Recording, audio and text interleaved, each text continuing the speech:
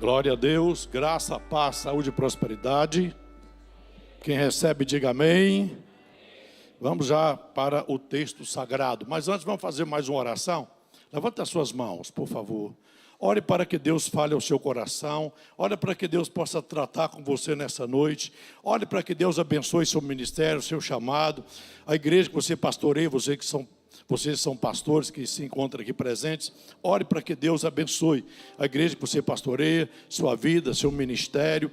Enfim, faça a sua oração bem pessoal agora. Todos orando, pastores, obreiros, membros, amigos, visitantes. Ore a Deus, ore pela sua vida. Pai amado, tivemos esse momento especial de adoração, de louvor, esse momento também de ofertório. Eu quero pedir ao Senhor agora, Pai, para que o Senhor receba o nosso louvor, nossa adoração e também a oferta e os dízimos que foram entregues, que o Senhor receba. Mas que agora, meu Pai, o Senhor possa também liberar sobre as nossas vidas uma bênção de refrigério para a nossa alma, uma bênção de renovação, de despertamento e de comunhão, e que a igreja possa avançar, que a igreja possa crescer cada vez mais, e que cada membro, cada amigo aqui presente, cada pastor, cada líder possa ser alcançados pela sua graça, pela sua misericórdia, e assim poderem ter um ministério de poder, de sinais e de maravilhas, que eles possam avançar e conquistar o melhor do Senhor na vida ministerial e também material, e que esta palavra possa fluir e trazer edificação, em nome de Jesus, amém e amém. Vamos para Atos dos Apóstolos, vamos ler o texto em pé, depois a gente senta. Capítulo 11 de Atos dos Apóstolos. Vamos ler do verso 19 até o verso 26, é suficiente. Os que tinham sido dispersos por causa da perseguição desencadeada com a morte de Estevão, chegaram até a Fenícia, Chipre e Antioquia, anunciando a mensagem apenas aos judeus. Alguns deles, no entanto, cipriotas ou de Cipres e de Cireneus, que é de Cirene, foram a Antioquia e começaram a falar também aos gregos, contando-lhes as boas novas a respeito do Senhor Jesus. E a mão do Senhor estava com eles, e muitos creram e se converteram ao Senhor. Notícias desse fato chegaram aos ouvidos da igreja em Jerusalém, e eles enviaram Barnabé a Antioquia. Barnabé, ali chegando e vendo a graça de Deus, alegrou-se e os encorajou a permanecer fiéis ao Senhor de todo o coração. E ele era um homem bom, cheio do Espírito Santo e de fé, e muitas pessoas foram acrescentadas ao Senhor. Então, Barnabé foi a Tarso à procura de Saulo. Quando o encontrou, levou-o para Antioquia. Assim, durante um ano inteiro, Barnabé e Saulo se reuniram com a igreja e ensinaram uma considerável multidão. Em Antioquia, os discípulos foram chamados cristãos pela primeira vez. Amém. Podem assentar-se, por gentileza. Antes de trazer a palavra, eu quero apresentar nosso pastor, nosso irmão, nosso amigo, companheiro, que veio hoje nos fazer uma visita, o pastor Rodrigo. Pastor Rodrigo, fica de pé para os irmãos vê-lo. Esse homem, ele é lá de Santo Antônio de Posse, da nossa igreja, ligado ao missionário Laércio. O pai dele é o líder da região lá, porém, debaixo da cobertura do missionário Laércio, e ele veio hoje participar com a gente do culto. Ele é bem-vindo?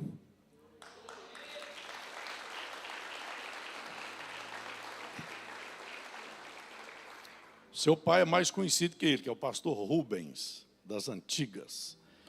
E também quero dar os bem-vindos a vocês que nos visitam. Não vou pedir que se coloquem de pé, mas todos vocês que nos visitam, sejam bem-vindos. Vocês que vieram de alguma filial, como visitantes, não membro de lá, porque membro das filiais, na sede, não são visitantes, né? Mas você visita uma filial e hoje veio aqui conhecer a sede, seja bem-vindo. E a todos os demais que estão aqui conosco, aqui da cidade, sejam bem-vindos. E é uma alegria poder recebê-los e alimentá-los com a palavra de Deus. Amém. Que tal aplaudir a Jesus agora?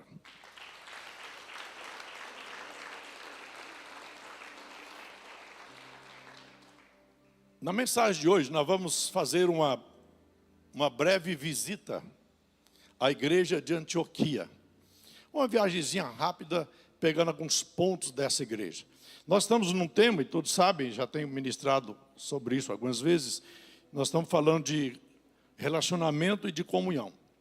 E a igreja de Antioquia mostra alguns princípios fundamentais que nós devemos aplicar em nossas vidas como igreja, para que assim possamos desenvolver como ela esse espírito de companheirismo, de amizade e de comunhão e de relacionamento. A igreja de Antioquia iniciou-se com um grupo de pessoas que tinham sido dispersos devido à grande perseguição que houve aos cristãos. Então, essas pessoas foram dispersas, expulsas de Jerusalém, e quando essas pessoas saíram, diz a Bíblia que eles pregavam o evangelho apenas para os judeus. Mas teve um grupo de pessoas que, chegando em Antioquia, resolveram pregar também para os gregos. E aí começa um mover de Deus, começa um avivamento. E assim eu digo, a igreja foi implantada em Antioquia. Antioquia distava de Jerusalém mais ou menos 480 quilômetros. E Antioquia era uma cidade até muito bem populosa, e havia lá muitos gregos naquela cidade. E quando o evangelho saiu dos judeus e chegou aos gregos, surtiu um grande efeito. E a conclusão que nós temos é que o evangelho é para todos. O evangelho não era só para os judeus. O evangelho, então, saiu dos judeus, saiu de Jerusalém e alcançou os gregos, alcançou os gentios, e assim Deus fez com que se cumprisse a promessa, que o evangelho fosse levado até aos confins da terra. Então, em Antioquia começa a igreja.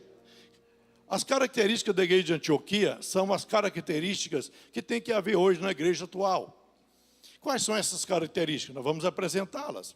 As características da igreja de Antioquia são as características de uma igreja comprometida com Deus. Vamos falar comigo, esse é o tema. As características de uma igreja comprometida com Deus. A primeira característica de uma igreja comprometida com Deus, que encontramos aqui na igreja em Antioquia, aliás, ela é mencionada também nas cartas enviadas às 7 igrejas da Ásia.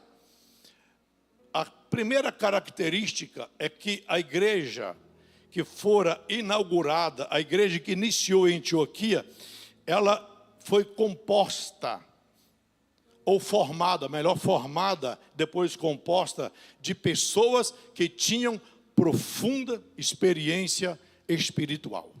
Ou seja, formada e que fora agregada a ela pessoas de profunda experiência espiritual. Ou, melhor expressando, um povo que tinha compromisso sério com Deus.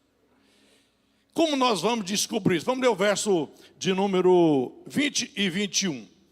Esse povo, ou até mesmo os que pregaram o evangelho aos gregos, tinham essa experiência.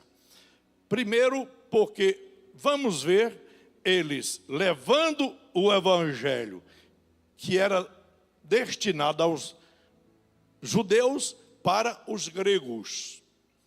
Esses irmãos que levaram essas boas novas a Antioquia tinham experiência espiritual profunda, que deu-lhes a ousadia de pregar. Alguns deles, no entanto, cipriotas, vê outra tradução para mim, sem ser NVI?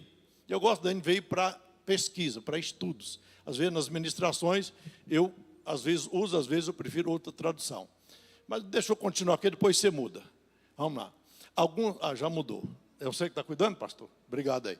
Ó, alguns deles, porém, que eram de Chipre, tá, mantenha isso aí, que eram de Chipre e de Cirene, que foram até Antioquia, falavam também aos gregos, anunciando-lhes o evangelho do Senhor Jesus. Onde está essa experiência?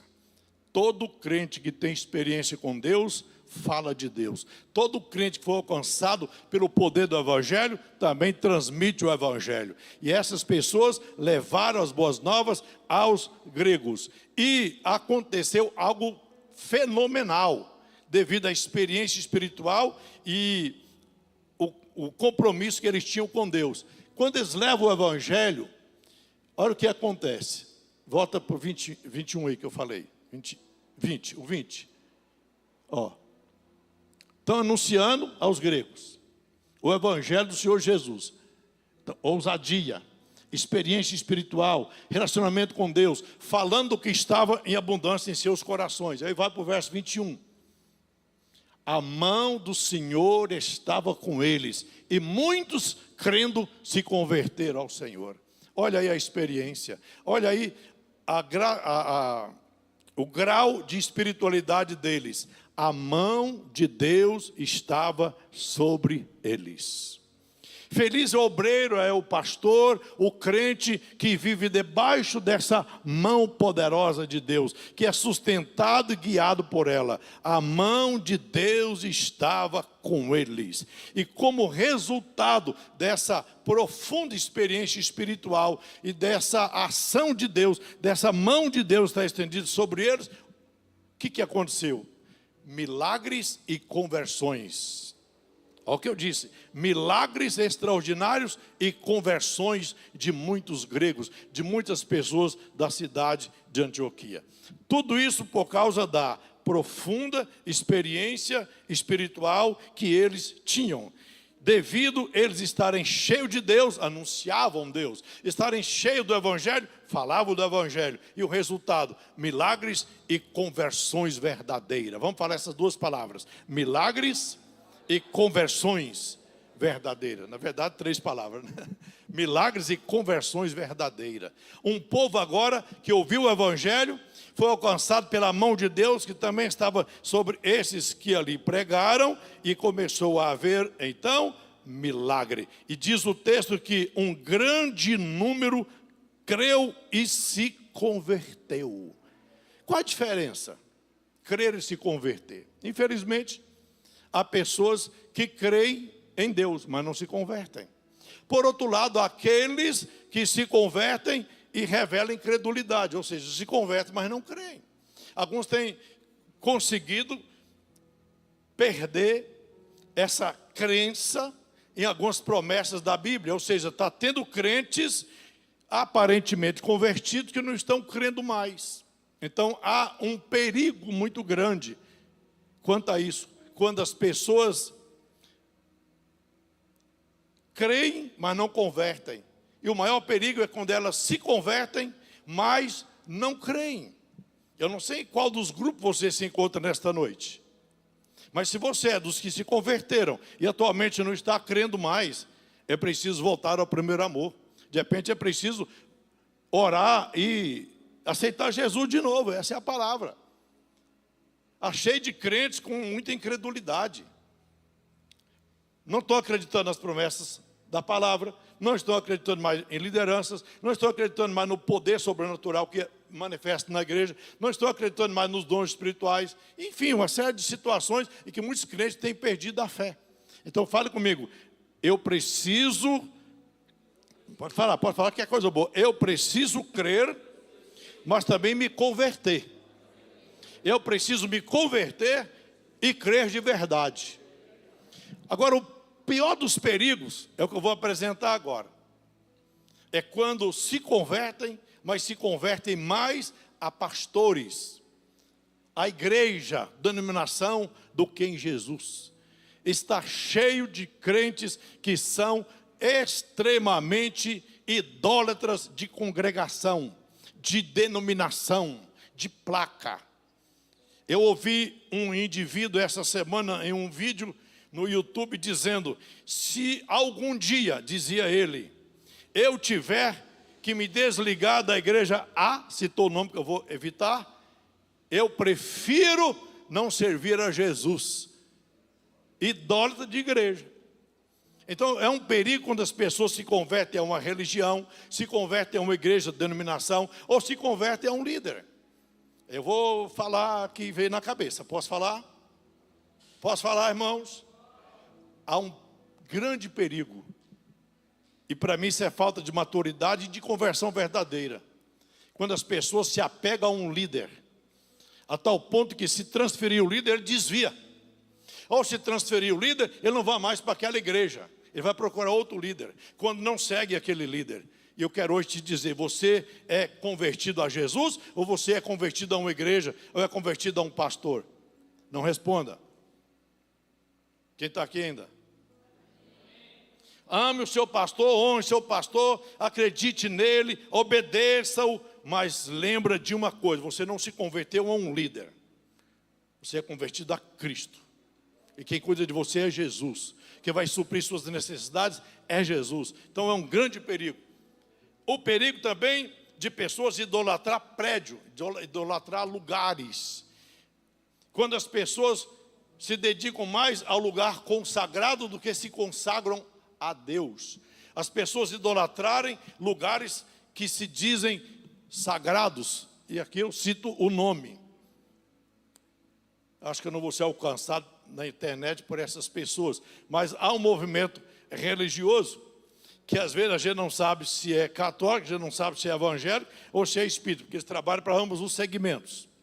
Tem culto que parece um movimento de espiritismo, outros parecem um movimento de catolicismo, inclusive distribuição de objetos sagrados, uma série de coisas. E outras vezes é aquele culto mais voltado para a igreja, para crente. Eles trabalham assim. E tem um local lá em... Ai, Jesus, não podia falar, não vou falar lugar não. Existe um local que para eles é muito sagrado. E as pessoas vão para esse lugar porque entendem que esse lugar é muito sagrado. E que é somente lá que Deus se manifesta, que aparecem anjos e uma série de situações. Só que para subir nesse lugar sagrado, tem que comprar as vestes certas para subir. Não pode subir com a roupa que chega e tem valores.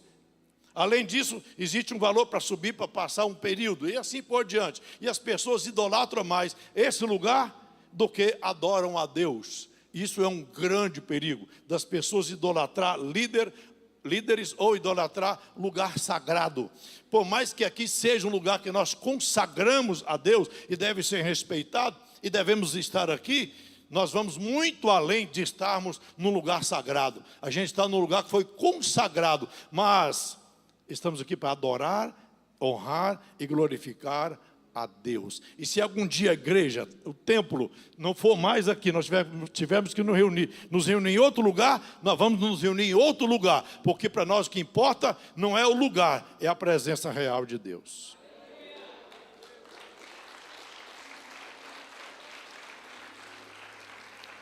O que falo agora, não falo como crítica, mas como cuidado. Há pessoas que saem de diversas partes do Brasil para ir no Brás, para conhecer, como turista, beleza, mas alguns vão pelo lugar sagrado do templo de Salomão. E as pessoas então vão mais pelo sagrado do que pelo Deus que consagrou. Aí vira uma idolatria terrível.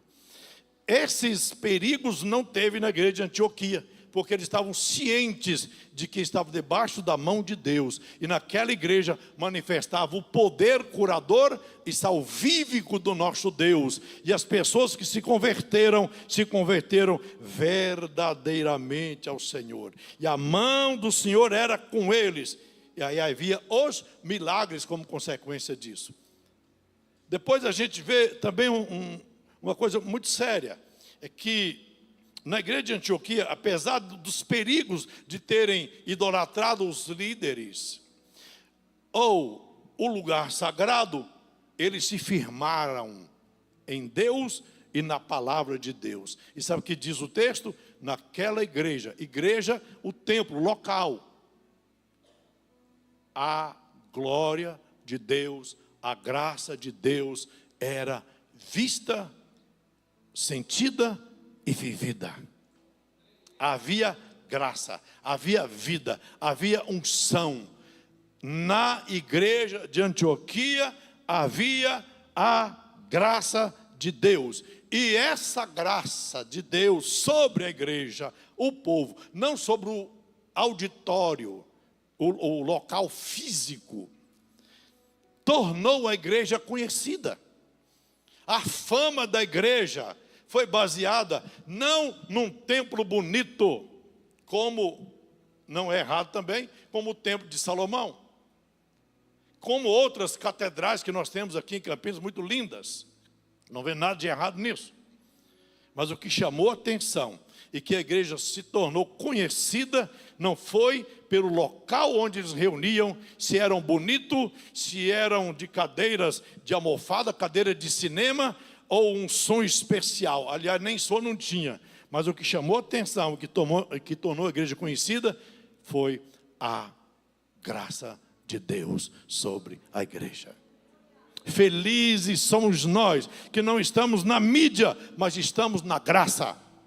Felizes somos nós que não estamos na televisão, nem local, nem nacional, mas estamos em todos os estados do Brasil. Estou falando nós, Casa da Bênção, estamos em todos os estados do Brasil e fazendo a obra de Deus. Somos conhecidos mais como a igreja que ora. Somos conhecidos mais como a igreja da palavra do que como a igreja bonita. Isso me faz ser Casa da Bênção. Isso me torna um pastor feliz e bem-sucedido. Eles se converteram não a um líder, não a uma denominação, se converteram ao Senhor. Não sei se vocês já ouviram ou conheceram alguém, inclusive no nosso meio mesmo, que com a transferência de um pastor, o membro desviou. Eu quero dizer que isso não é motivo de alegria para o pastor que saiu. É motivo de tristeza. Ele tem que refletir melhor que tipo de pessoas eu gerei. Pense nisso, viu, pastores que estão aqui hoje?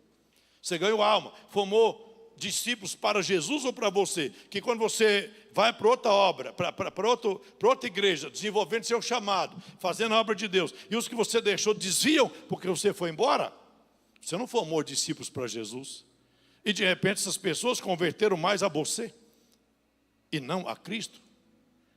Atentaram mais pela sua pessoa e não pela pessoa de Cristo ou pela palavra de Cristo. Para mim nunca será motivo de alegria saber que eu fui transferido e de repente as pessoas que congregavam comigo estão desviadas ou mudando de igreja porque eu fui embora. Jamais isso aconteceu. E quando quase que aconteceu, eu fiquei até altas madrugadas trabalhando na mente dos obreiros e dos membros da igreja para não fazer o que eles pretendiam fazer, que era desligar de vez do ministério. Me propuseram até abrir igreja, me ofereceram até salão de graça, porque acharam que eu estava sendo injustiçado. Até eu pensei que eu estava sendo injustiçado, mas era o trabalhar de Deus, era o tratamento de Deus na minha vida. Saí de uma igreja construída com, acho que tinha lá uns 130 membros, mais igrejas que eu administrava, para ir para uma cidadezinha chamada Santo Antônio de Descoberto, desse tamanho, cidade feia, templo feio, até o povo era feio. Mas de repente, Deus começa a mudar o quadro da cidade, da minha vida. É claro que eu admito que eu saí sem cobrir o santo, mas fiz alguma obra em Santo Antônio de Descoberto. Fui para outra igreja, pior do que Santo Antônio. Deus fez uma obra, fui para uma outra, melhor do que Santo Antônio e a outra igreja antes, juntas. E de lá, fui enviado para cá. Se eu tivesse embirrado lá na cidade, de onde eu fui transferido, depois de ter construído, ouvindo os membros, mais da metade dos membros, assim está aqui a pastor Zeneide, que me ajuda a falar a verdade, sem exagero, mais da metade dos membros fazendo baixo assinado, obrigado. Abaixo assinado e mandando para a catedral, reivindicando que eu continuasse aquela coisa toda. Como mantiveram a palavra sobre a minha transferência, se rebelaram. Eu vou fazer o quê? Sentar com eles e conscientizá-los de que eu tenho uma liderança e que Deus estava me preparando para algo maior. Infelizmente, a maioria, não sei a porcentagem, mas a maioria daqueles que quiseram ficar comigo, hoje se veem desviado fora de igreja. Então o que eu quero dizer com tudo isso? Preparamos um povo para servir a Jesus e morar no céu, e não para ser nossos discípulos, nossos seguidores. Entre aspas, todos são discípulos de um pastor, né? Nós até chamamos de discípulos e não membros, nossos discípulos, nossos força de expressão, minha igreja, força de expressão, porque os discípulos são de Jesus, a igreja é de Jesus, a palavra é de Jesus, e todos pertencem a Jesus, e a glória é para Jesus. Glória a Deus. Então eles se converteram a quem? Digam, ao Senhor. Eles se converteram a quem, igreja? E a mão do Senhor estava com eles, e devido à mão de Deus sobre eles, os milagres. Agora, como eu disse, a igreja se tornou conhecida, famosa, não pelo templo, e nem também pela multidão que estava fluindo aquele templo em Antioquia, mas por causa da glória de Deus, da graça de Deus. Chegou a notícia em Jerusalém. Então fale comigo. A segunda característica de uma igreja comprometida com Deus é que ela é cheia da graça de Deus. Profunda experiência espiritual com Deus, compromisso, e também uma igreja cheia da graça de Deus. Assim era a igreja de Antioquia. E ela se tornou conhecida por isso. Vamos ver o verso 22, coloca aí. 11, 22. Vamos ler juntos? O que tornou a igreja famosa? Fale comigo. A graça de Deus sobre ela. Não ficou famosa por causa de um templo bonito ou de um pastor que falava bem. Não. Por causa da graça. A notícia a respeito deles chegou aos ouvidos da igreja que estava em Jerusalém, e enviaram Barnabé até Antioquia. O que é isso aqui? A igreja sede dando suporte a uma igreja que tinha acabado de iniciar. Agora, quando Barnabé chega na cidade, enviado pela igreja sede, enviada pela liderança maior, para dar apoio, para dar suporte à igreja de Antioquia, o que ele percebe na igreja? Vamos lá. E quando diz a notícia deles, está se referindo o tempo, quando eu mostrei a graça de Deus, a mão de Deus sobre eles, e etc. Aí vai o verso 22, 23. Barnabé chegou, 23. Barnabé chega na cidade, vai para a igreja. Quando ele chega, o que ele viu na igreja, irmãos? O que ele viu sobre a igreja? O que ele viu sobre a igreja, amada igreja? Ele viu a graça de Deus. A graça de Deus pairava sobre a igreja. Eu posso colocar aqui, havia a graça de Deus, havia a presença de Deus, havia a unção de Deus. E quando ele viu essa graça de Deus, esse povo envolvido nessa graça, ele alegrou o seu coração. E agora ele traz exortações. Até aqui havia um grupo que evangelizava, que trouxe pessoas para Cristo, que haviam se convertido, que tinham experimentado milagres, que estavam tendo experiência com Deus. Agora chega Barnabé, e Barnabé então começa a fazer um discipulado. Repita isso, Barnabé começa a fazer um discipulado. E ele traz exortação à igreja. E qual era a exortação? Ele diz, exortava a todos a que, com firmeza de coração, permanecessem no Senhor. Fala essa palavra, firmeza de coração. Uma tradução usa a palavra propósito. Então ele está ensinando agora que aqueles crentes que se converteram tinham que ter um propósito no coração de servir ao Senhor, de permanecer em Deus. Palavra de discipulado, de encorajamento, de ensinamento. Permaneçam em Deus, permaneçam no Senhor. Continue debaixo dessa nuvem de glória, continue debaixo dessa mão poderosa, continue envolvidos nessa graça. Fiquem firmes no Senhor. Fala a palavra, propósito de coração.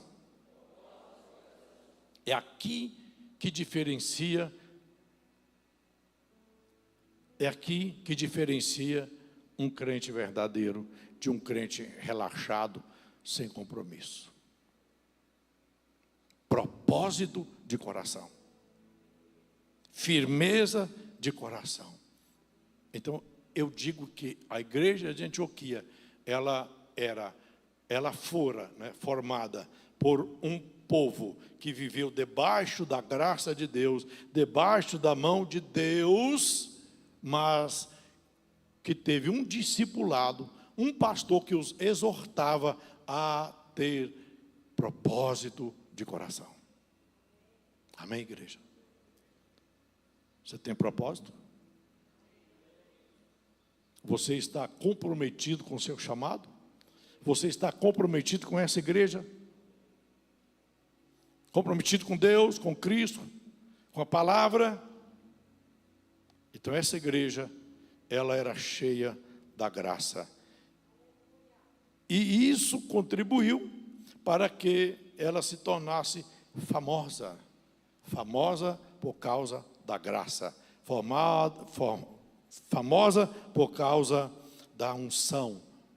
Famosa por causa da comunhão que havia entre eles. Quem estava lá evangelizando não eram pastores, eram crentes comuns que tinham saído de Jerusalém dispersos, mas que levaram a palavra com eles. Agora que eles ganham, tem que ter alguém que consolida, tem que ter alguém que exorta. E Barnabé foi para lá para isso. E o conselho: permaneçam com propósito de coração, servindo ao Senhor. Nada pode abalar a sua fé. Nada pode impedir você de ter esse compromisso sério com Deus, com a palavra, depois com a denominação e com a sua liderança. Quem recebe?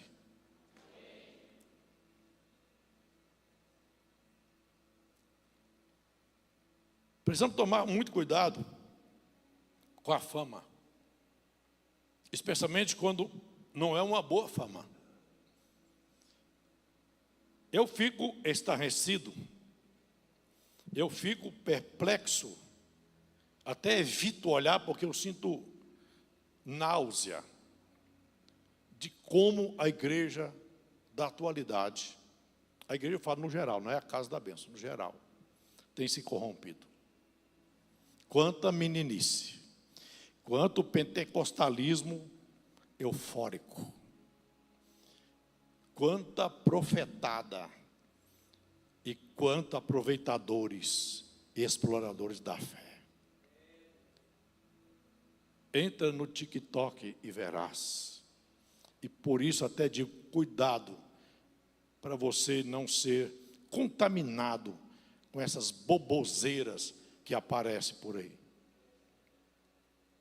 De vez em quando ouvimos falar de igrejas famosas. Famosas por ser igrejas levantadoras de ofertas. Famosas por ter construído grandes templos. Às vezes fama por causa de adultério e outras coisas mais. Ficou famosa, mas uma fama negativa. Eu tenho que dizer, e com isso louvar a Deus, porque nós, Casa da Bênção, somos sim, no geral, pessoas simples. Apóstolo Jair, um homem simples. Dorielzão de Oliveira, mais simples ainda. Mas uma liderança e pastores. Pastores que às vezes não tiveram a oportunidade de fazer um seminário, de sentar numa faculdade, de ter um curso superior, especialmente um curso superior na área de teologia. Um semináriozinho básico. Mas que tem vida com Deus.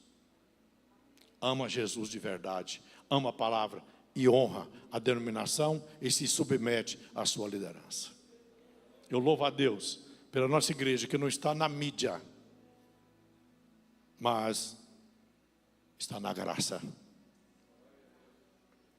Missionário Euler, Marabá, Pará, postou um vídeo agora, num culto de domingo, mais de 700 pessoas. O outro colocou um vídeo de centenas de pessoas sendo batizadas. O outro postou um vídeo no grupo de superintendentes de uma convenção extraordinária, convenção estadual, especialmente no Pará. Está havendo um avivamento na nossa igreja. Está havendo um espírito de unidade, de companheirismo na nossa igreja. Por mais que tenha aqueles que se isolam. Por mais que tenhamos aqueles que não são comprometidos à altura, mas temos pessoas comprometidas o suficiente para revolucionarmos a nossa igreja e esse Brasil com o poder do Evangelho. O avivamento começou. Eu disse e vocês não receberam. O avivamento começou.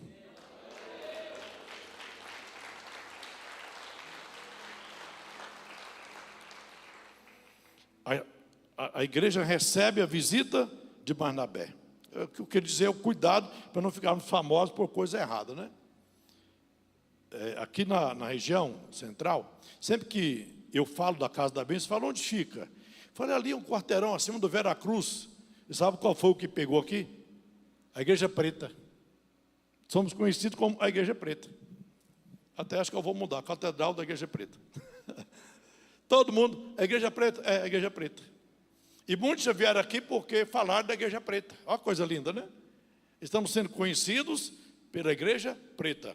E que chega aqui, percebe um povo que honra, que recebe bem, que ama, que acompanha e que, de fato, são muito bem recebidos. Nós somos simples. Simples como Jesus. E pregamos o Evangelho simples como Ele, de fato, é. Então, a Casa da Bênção é essa igreja que tem a graça de Deus, é essa igreja cuja mão de Deus está estendida sobre ela. Eu me lembro muito bem, alguns pastores que já ouviram também, que diziam que quando o apóstolo Uriel morresse, iria haver muitos rachas, muitas divisões. Por favor, os pastores que ouviram isso, levantam a mão. Que ouviram dizer que quando o apóstolo Uriel morresse, iria haver divisões na Casa da Bênção, todo o Brasil. Quem ouviu isso?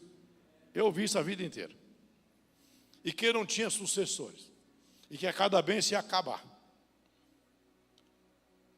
Desde a morte do apóstolo Uriel, não houve uma única divisão a nível campo.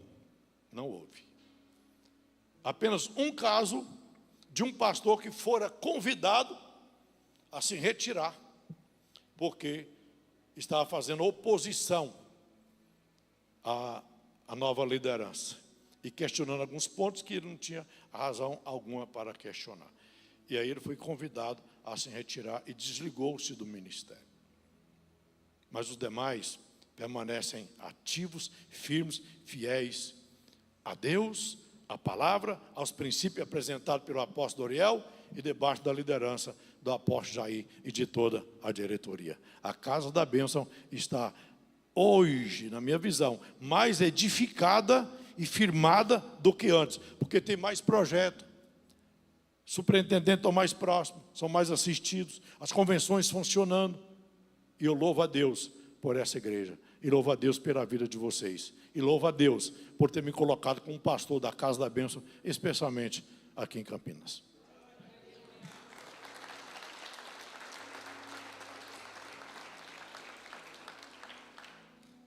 Glória a Deus. Diga glória a Deus. Que experiência linda de Barnabé.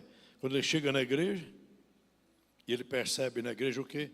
A graça de Deus. A graça de Deus era visível. E ele se alegra. Ele chega na igreja e ele sente bem. Ele chega na igreja e ele se alegra. E se alegra por ver um povo debaixo da graça de Deus, sustentados pela mão de Deus, mas que precisava de serem exortados. Quando o seu pastor, viu, membros de filiais, e vocês da sede, te exortar, louva a Deus. Ele está te exortando, é porque te ama. Ele está te exortando, é para que você permaneça na presença de Deus. Foi o que Barnabé fez. Permaneçam com propósito de coração, servindo ao Senhor. Só a pastora Cidinha disse amém.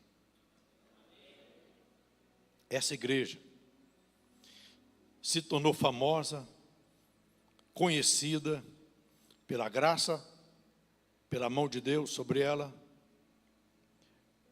Mas também tem uma coisa tremenda que aconteceu. Aqueles irmãos que se converteram, eram tão assim firmes com Deus, tão comprometidos, talvez seguindo a orientação de Barnabé, que os de fora, os que não pertenciam ainda à igreja, os ímpios, quando viram os crentes de Antioquia agindo como agiam, falando o tempo todo de Jesus, pregando o evangelho, milagres acontecendo, e eles debaixo dessa glória, dessa graça, dessa unção, sustentados, movidos e direcionados pela mão de Deus, o que eles fizeram? Disseram: esses são cristãos.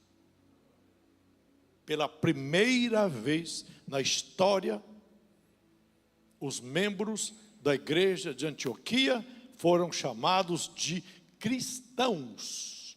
Eles não se apresentaram como cristãos, eles não disseram que eles eram cristãos, mas os de fora, olhando para eles, diziam: são cristãos. Sabe o que isso quer dizer?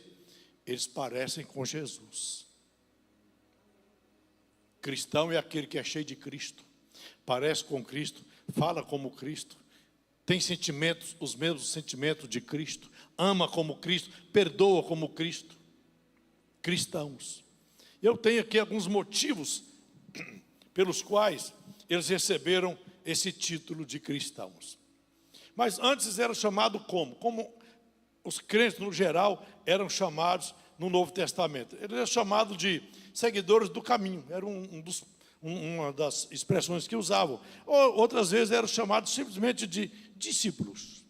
Mas os crentes de Antioquia se destacaram tanto na vida espiritual, na experiência com Deus, na intimidade com o Espírito Santo, que quando olhavam para eles, eles viam quem? Jesus. Quando os ímpios olhavam para os cristãos de Antioquia, viam Cristo. Aí disseram: são cristãos. Quem está aqui ainda? Vamos lá então. Esse novo título que eles receberam, e devido a esse nome cristãos, por quê? Cita algumas coisas aqui. Primeiro, eles louvavam muito a Cristo. Cristo era louvado em tudo na vida deles. Ou seja, não tinha tempo ruim para eles. Em todo tempo, esses crentes de Antioquia louvavam a Cristo. Segundo, eles confiavam plenamente em Jesus. Eles não abriam mão da fé, apesar de perseguições. Eles criam piamente, eles confiavam piamente em Jesus. E outro ponto que destacou eles como cristãos é porque eles falavam de Cristo o tempo todo. O tempo todo, Jesus salva, Jesus cura, Jesus morreu, mas ressuscitou, Jesus está vivo, Jesus vai voltar. O tempo todo eles falavam de Cristo. E assim eles se tornaram muito parecidos com Cristo, que olhavam para eles e viam Cristo. Eles resplandeciam no rosto a imagem de Cristo. Quem está aqui, diga glória a Deus. Mas acho que o fator principal que os destacou e foram chamados pela primeira vez de cristãos é porque eles eram extremamente obedientes a Cristo. Pensa num povo que obedecia a palavra, que obedecia os ensinamentos de Barnabé, que seguia a direção daquela igreja, era esse povo. Então a obediência a Cristo fez com que eles se tornassem parecidos com Cristo. Eles pareciam com Cristo porque falavam de Cristo, confiavam em Cristo e louvavam a Cristo e eram cheios de Cristo. Tem vezes, eu acho que já aconteceu com todos vocês, do nada, alguém olha para você, vê em você algo diferente, vê um brilho no teu rosto e pergunta: você é crente, não é? Alguém já passou por essa experiência? Do nada, a pessoa olha e fala: você é crente? E você diz, sim, eu sou crente. E às vezes o cara é crente, se identifica. Mas muitas vezes um ímpio, uma pessoa que não conhece Jesus ainda, ele olha e fala, você é diferente. Conversava eu com o proprietário da casa que eu morava, espírita, dono de centro, e ele gostava de conversar comigo porque eu não o condenava. Eu o ouvia, por mais que eu refutava algumas coisas, mas eu sempre respeitava ele. E teve uma vez, a gente conversava no portão e ele fez um desafio para eu ir ao centro. E eu disse, eu vou, mas é provável que não vai haver sessão. Eu vou, mas pode que não vai haver a manifestação lá das entidades. Conversa vai, conversa vem, eu falei uma palavra e ele disse, nossa, essa palavra está me arrepiando. E sabe o que ele disse para mim? Diante de Deus, eu vejo em você uma luz diferente. E eu disse, essa luz que brilha em mim pode resplandecer também em você, meu amigo. E fica mais ou menos combinado de eu ir lá, só que Deus não me autorizou. Se autorizar, eu vou. Estou querendo ir na igreja desatadora dos nossos. Estou doidinho para ir lá. Não estou brincando não, estou falando sério. Eu quero ir lá porque eu não sei como uma igreja como aquela cresce tanto. E é uma multidão. Eu moro lá na região e eu passo lá, não tem nem como passar nas ruas. Um tupetado de carro, de gente lá dentro. Eu falei, eu vou ver que mistério é esse. É sério, estou falando sério. Não vejo nenhum problema nisso. Viu, mas não vou voltar para o catolicismo, não. Eu só vou ver o que está acontecendo, que está tendo tanta atração assim de gente. De repente eu copio alguma coisa que funciona aqui também, né? Quem recebe, diga amém. Vocês estão cismados com o vosso pastor? Não, irmão. Eu já tive em centro espírita fazendo trabalho de seminário e não houve sessão, enquanto eu não saí de lá. O Seta Branca não desceu lá no Vale do Amanhecer, enquanto eu e outros irmãos estavam lá. E o André acompanhava, e o André deve lembrar disso, por mais que era pequeno e com a morro de medo do cara vestido com a capa preta lá. Mas não houve sessão. Aí vieram alguém e disse, olha, por favor, o chefe está pedindo para vocês se retirar, já terminou o trabalho, porque o pai, Seta Branca, não quer descer com vocês aqui. Uma coisa linda, né? Isso me deixa feliz. Há uma luz em você, a luz do Espírito Santo. Há uma graça poderosa de Deus na sua vida. Jesus está em você, então que Ele resplandeça através de você, que as pessoas quando olhar para você, vejam Jesus. Inclusive pregamos muito isso, as pessoas falam, não olha para o homem não, olha para Jesus. Mas para olhar para Jesus tem que olhar para os homens. Nós somos o reflexo de Jesus, nós carregamos Jesus, que as pessoas ao olhar para você como crente, vejam Jesus em você, irmão. Glória a Deus. Barnabé viu a glória de Deus. E esses crentes foram chamados pela primeira vez de cristãos. Vê só o verso 26 aí. Vamos ler juntos aí, todo mundo. Bora, leia, pronto.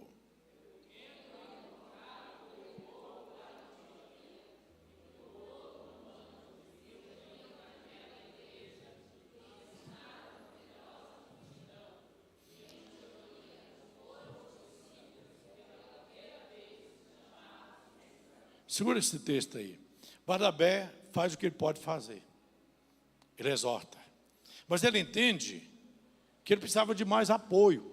Ele precisava de alguém, talvez mais gabaritado do que ele. E ele vai em busca de quem? Do apóstolo Paulo. E ele traz o apóstolo Paulo para Antioquia e fica ele e o apóstolo Paulo fazendo o quê?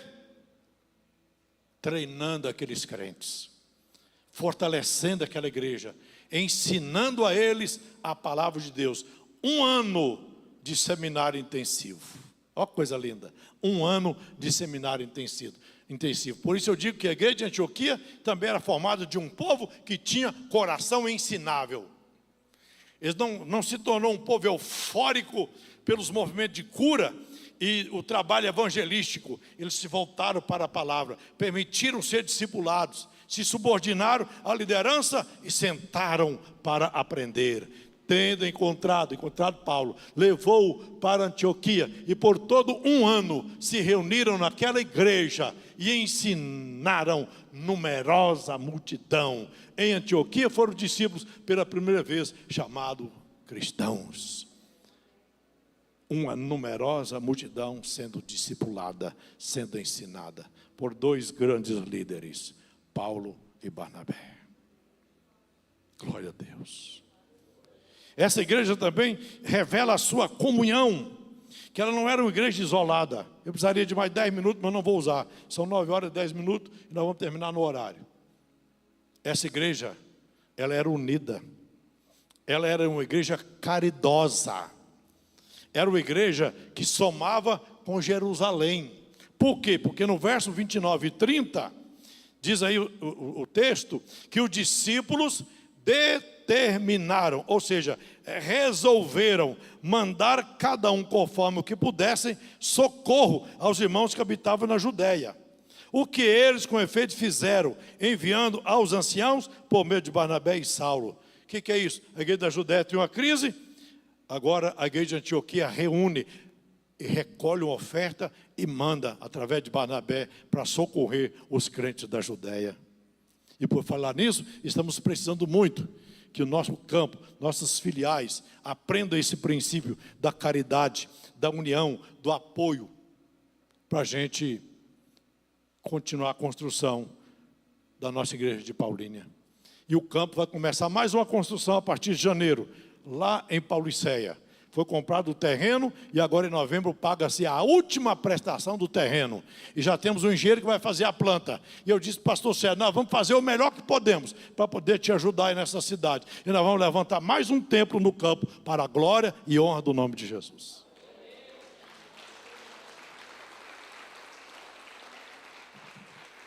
Observe que o texto diz, eles determinaram ajudar.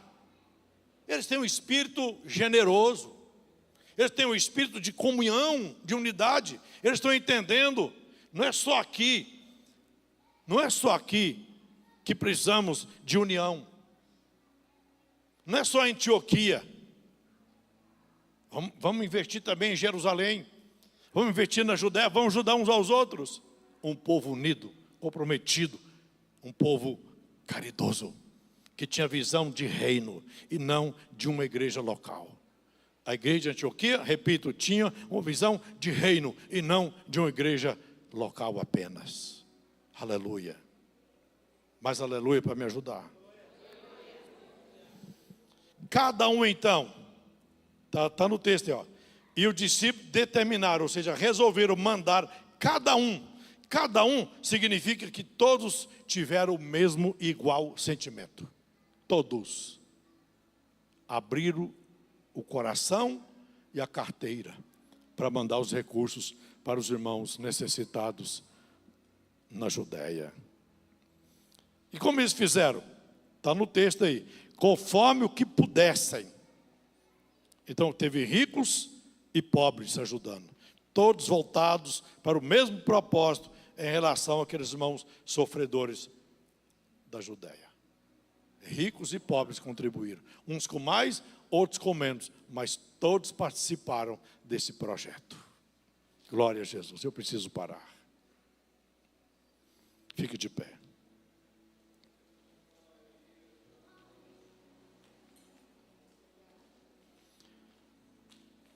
No versos 13,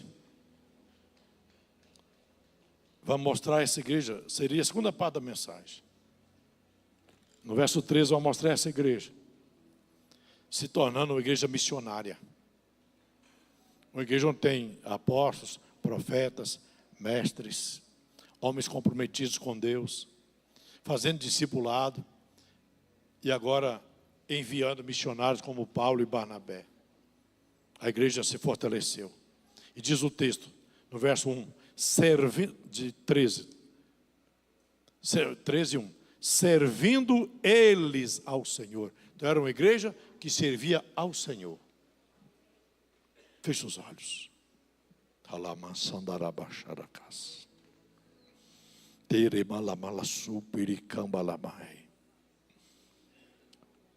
Será que, como igreja, temos as características da igreja de Antioquia? Estamos, de fato, debaixo dessa unção, dessa glória, dessa graça? Somos movidos pela mão de Deus ou pelos nossos sentimentos? Você tem compromisso com a sua igreja local, com o seu pastor, parabéns. Mas você tem compromisso com a sua sede?